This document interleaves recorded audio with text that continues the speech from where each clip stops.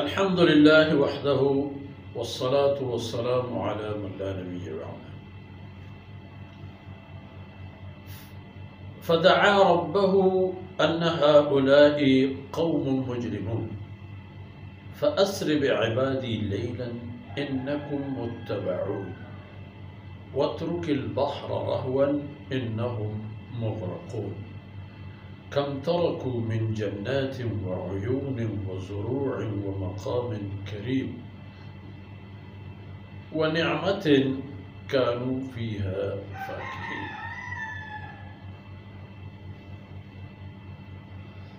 سبحانك لا علم لنا إلا ما علمتنا إنك أنت العليم الحكيم. رب اشرح لي صدري ويسر لي أمري واحلل عقدة من لساني يفقه قولي واجعل لي وزيرا من أهلي رب زدني علما وارزقني فهما ثم أما بعد.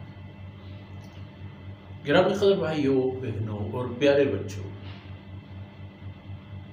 سیدنا موسیٰ علیہ السلام کا ذکر خیر ہو رہا تھا جو آپ فرعون کی خدمت کے ہاں تشریف آور ہوئے اور فرعونیوں کو اللہ کی باتیں فرمانے لگے تو باتیں بہت آگے بڑھی، یہاں تک نوبت پہنچ گئی کہ سیدنا موسیٰ علیہ السلام کو یہ محسوس ہو گیا کہ یہ لوگ ہمیں ضعیف کرنے کے در پہ اور ان سے خیر کی کوئی توقع نہیں ہے، تو عرض کیا ان هؤلاء قوم مجرمون، یا اللہ یہ منکر کافر اور تیرے احکامات توڑنے والی قوم ہے، ان کے واپسی کے کوئی مجھے آثار تو دکھائی نہیں دیتے۔ اب ان اللہ تو ویسا بھی ان اللہ علی کل شیء قدیر، چاہے اللہ ان کو واپس لوٹا دے تو اللہ سے بعید نہیں ہے، لیکن ان کی اپنی جان تک بساط اور طاقت ہے، یہ اسی میں لگے رہنا چاہتے ہیں جس میں وہ ہے۔ تو دعا کی سیدنا موسیٰ علیہ السلام کی خدمت میں موسیٰ علیہ السلام نے اللہ رب العزت کی بارگاہ میں عرض کی، فریاد کی، دعا کی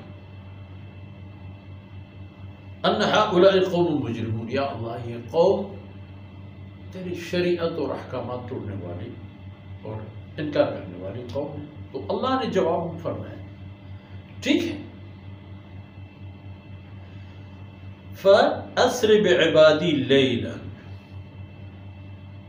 میرے وہ بندے جو ایمان کی بنیاد پر تیرے ساتھ ہیں ان کو لے کر رات کی ایک پہر میں خاموشی سے نکل جائیں، مصر کے شہر سے، فرعون کی اقتدار اور اختیار کے دائرے سے، رات کے ایک ایسے پہر میں کہ جہاں خاموشی ہو، ورنہ یہ فرعونی آپ لوگوں کو نہیں چھوڑیں گے، تو میرے نیک اور عبادت کرنے والے بندوں کو لے کر نکل جائیں۔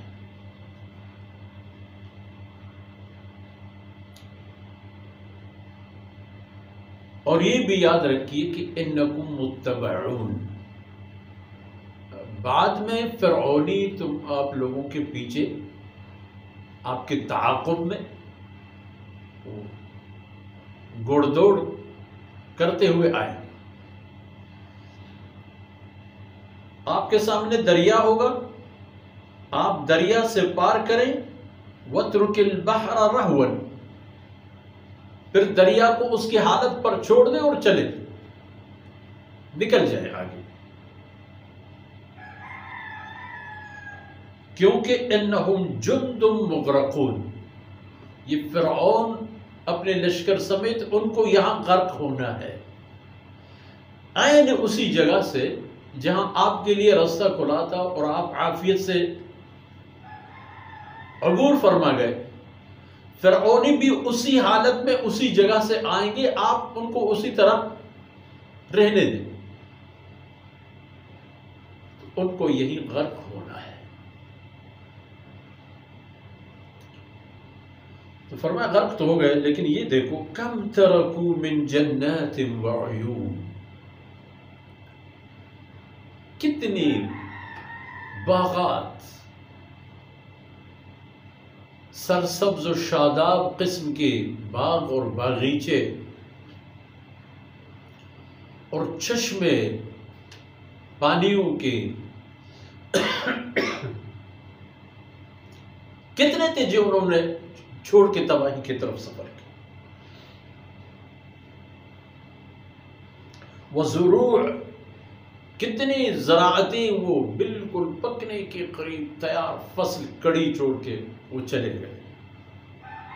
ومقام کریم، کتنے عالی شان اور دید عظیم قسم کے قابل قدر قسم کے مکانات، رہائشیں، بلڈنگیں، اپارٹمنٹ چھوڑ کے چلے گئے، حتیٰ کہ ان کی بہت ساری نشانیاں تو اب بھی موجود ہیں۔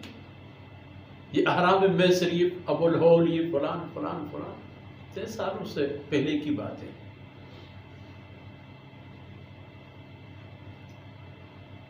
وَنِعْمَةٍ كَانُوا فِيهَا فَاكِهِينَ، اور بہت ساری ایسی نعمتوں سے بھرپور زندگی،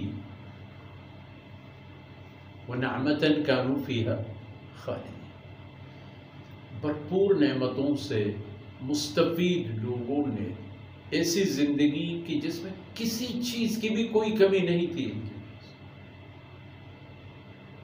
یہ بھی چھوڑ گئے۔ یہ زندگی اپنی تمام ناز و نعم سمیت وہ بھی ان کے ہاتھوں سے چھن گئی۔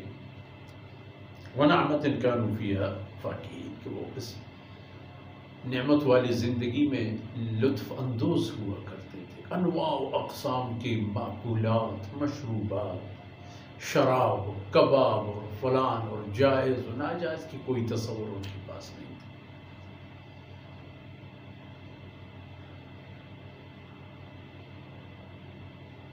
تو کدھر گئے وہ لوگ؟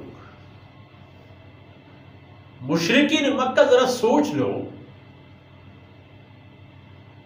کہ کیا حشر ہوا سیدنا موسیٰ علیہ السلام سے مقابلہ کرنے والے طاقتور فرعون کا اور اس کی طاقتور قوم کا۔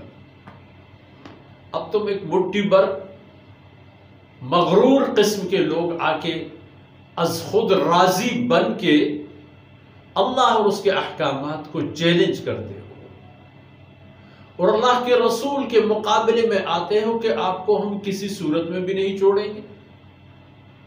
تو وہ حشر جو فرعونیوں کا ہوا وہ تمہارا انتظار کر رہا ہے۔ باقی باتیں اگلے محفل میں انشاءاللہ۔ آج اتنا ہی کافی ہے۔ اللہ رب العزت کوتاہیوں سے درگزر فرمائے۔ وصلی اللہ علی نبینا محمد